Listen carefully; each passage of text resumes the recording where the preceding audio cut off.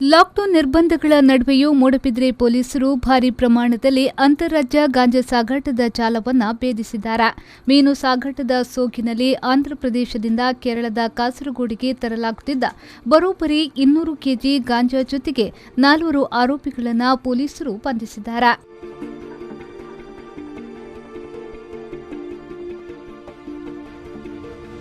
ಎರಡು ತಿಂಗಳ ಹಿಂದೆ ಮೂಡಬಿದ್ರೆ ದರೋಡೆ ಪ್ರಕರಣದಲ್ಲಿ 10ಕ್ಕೂ ಹೆಚ್ಚು ಮಂದಿ ಬಂಧಿತರಾಗಿದ್ರು.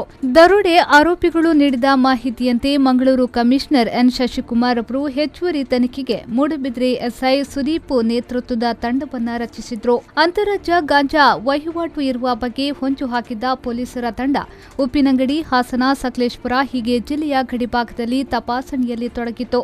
ಖಚಿತ ಮಾಹಿತಿಯ ಮೇರೆಗೆ 2 ದಿನಗಳ ಹಿಂದೆ ರಾತ್ರಿ ವೇಳೆ ಬರುತ್ತಿದ್ದ ಕೆಂಪು ಬಣ್ಣದ ಸ್ಕೋಡಾ ಕಾರನ್ನ ಪೊಲೀಸರು ಹಿಂಬಾಲಿಸಿದ್ರು.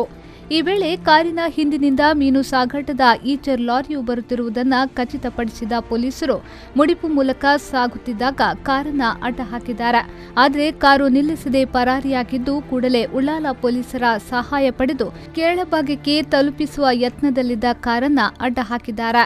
ಕೆಸಿ ರೋಡ್ ಬಳಿಯ ಕಿನ್ಯ ಸಮೀಪದ ಒಲವಿನಹಳ್ಳಿ ಕ್ರಾಸ್ ಬಳಿ ಕೇರಳಕ್ಕೆ ಸಾಗುವ ಒಳ ರಸ್ತೆಯಿಂದ ಪರಾರಿಯಾಗುತ್ತಿದ್ದ ವೇಳೆ ಕಾರು ಮತ್ತು ಈಚರ್ ಲಾರಿಯನ್ನ ಪೊಲೀಸರು ತಡೆದಿದ್ದು ಪರಿಶೀಲಿಸಿದಾಗ ಭಾರೀ ಪ್ರಮಾಣದಲ್ಲಿ ಗಾಂಜಾ ಪತ್ತೆಯಾಗಿದೆ.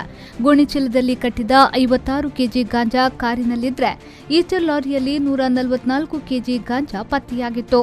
ವಿಚಾರಣೆಯ ವೇಳೆ ಆಂಧ್ರಪ್ರದೇಶದ ವಿಶಾಖಪಟ್ಟಣದ ಟೋನಿ ಎಂಬ ಗ್ರಾಮದಿಂದ ಗಾಂಜಾ ತರುತ್ತಿರುವ ವಿಚಾರ ಬಯಲಾಗಿದೆ.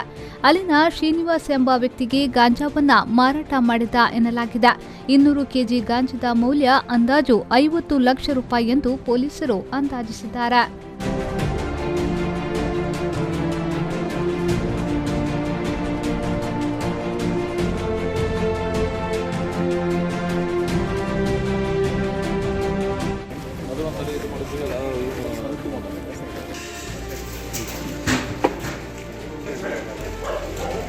ಈ ಬಗ್ಗೆ ಮಾಹಿತಿ ನೀಡಿದ ಪೊಲೀಸ್ ಕಮಿಷನರ್ ಎನ್ ಶಶಿಕುಮಾರ್ ಅವರು ಮೂಡಬಿದ್ರೆ ಎಸ್ಐ ಸುದೀಪ್ ಮತ್ತು ತಂಡದ ಕಾರ್ಯಕ್ಕೆ ಮೆಚ್ಚುಗೆಯನ್ನ ವ್ಯಕ್ತಪಡಿಸಿದ್ರು.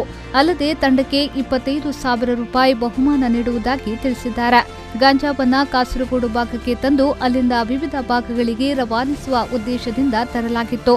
ಲಾಕ್ಡೌನ್ ಇರುವುದರಿಂದ ಮೀನಿನ ಲಾರಿಯಲ್ಲಿ ತಂದ್ರೆ ಯಾರಿಗೂ ತಿಳಿಯದು ಎಂದುಕೊಂಡು ಬಂದಿದ್ರು ಎನ್ನುವ ಮಾಹಿತಿಯನ್ನ ಕಮಿಷನರ್ ಎನ್ ಶಶಿಕುಮಾರ್ ಹೇಳಿದ್ದಾರೆ. ಫಿಶ್ ಟ್ರಾನ್ಸ್ಪೋರ್ಟೇಷನ್ ಮಾಡುವಂಥ ಗಾಡಿ ಇದೆ. ಸೊ ಈ ಗಾಡಿನ ತೊಗೊಂಡೋಗಿದ್ದಾರೆ. ಅಕಸ್ಮಾತ್ ಯಾರಾದರೂ ಎಲ್ಲರೂ ನೋಡಿದಂಥ ಸಂದರ್ಭದಲ್ಲಿ ಎಲ್ಲಿಗೂ ಅನ್ಲೋಡ್ ಮಾಡಿದ್ವಿ ಅನ್ನೋ ಟೈಪು ಅನ್ಲೋಡ್ ಮಾಡಲಿಕ್ಕೆ ಹೋಗಿದ್ವಿ, ಫಿಶ್ ಮಾರಾಟ ಮಾಡಲಿಕ್ಕೆ ಹೋಗಿದ್ವಿ ಅನ್ನೋ ಟೈಪ್ ತೋರಿಸ್ಕೊಂಡು, ಮತ್ತು ಇದು ಕಂಟೈನರ್ ವೆಹಿಕಲ್ ಇರೋದ್ರಿಂದ ಯಾವ ಚೆಕ್ ಪೋಸ್ಟ್ಗಳಲ್ಲೂ ಚೆಕಿಂಗ್ ಆಗೋಲ್ಲ ಜನರಿಗೆ. ಮತ್ತು ಇವರು ಹೈವೇಗಳಲ್ಲಿ, ನ್ಯಾಷನಲ್ ಹೈವೇಗಳಲ್ಲಿ ಬರೋದ್ರಿಂದ ಅಲ್ಲಿ ಹೆಚ್ಚು ಚೆಕ್ ಪೋಸ್ಟ್ಗಳು ಸಿಗೋಲ್ಲ. ಹಂಗಾಗಿ ಅದನ್ನು ಈ ಥರ ವಾಹನನ ಅವರು ಸ್ಟೋರ್ ಮಾಡ್ಕೊಂಡಿದ್ದಾರೆ. ಇದು ಸೇಫ್ ಇರುತ್ತೆ ಅಂತ ಈ ಒಂದು ಮೂಡಬಿದ್ರೆ PS ಸುದೀಪ್ ಅವರ ಒಂದು ಮಾಹಿತಿ ಮೇರೆಗೆ ಬಂದಿರೋದು ಭಾಳ ಒಳ್ಳೆಯ ಕೆಲಸ ಮಾಡಿದ್ದಾರೆ.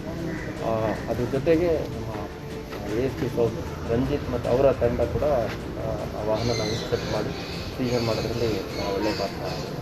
ಇದು ENPS ಪೊಲೀಸ್ ಸ್ಟೇಷನಿಂದ ಇದನ್ನು ಇನ್ವೆಸ್ಟಿಗೇಷನ್ ಮಾಡ್ತೀವಿ. ಮತ್ತು ಸುದೀಪ್ ಅವ್ರ ತಂಡ ಏನು ಒಂದು ಒಳ್ಳೆಯ ಕೆಲಸ ಮಾಡಿದೆ, ಅವರಿಗೆ 25,000 ರೂಪಾಯಿ ನಗದು ಬಹುಮಾನ. ಶರಸಾಲ್ಯಾನ್, V4 ನ್ಯೂಸ್, ಮಂಗಳೂರು.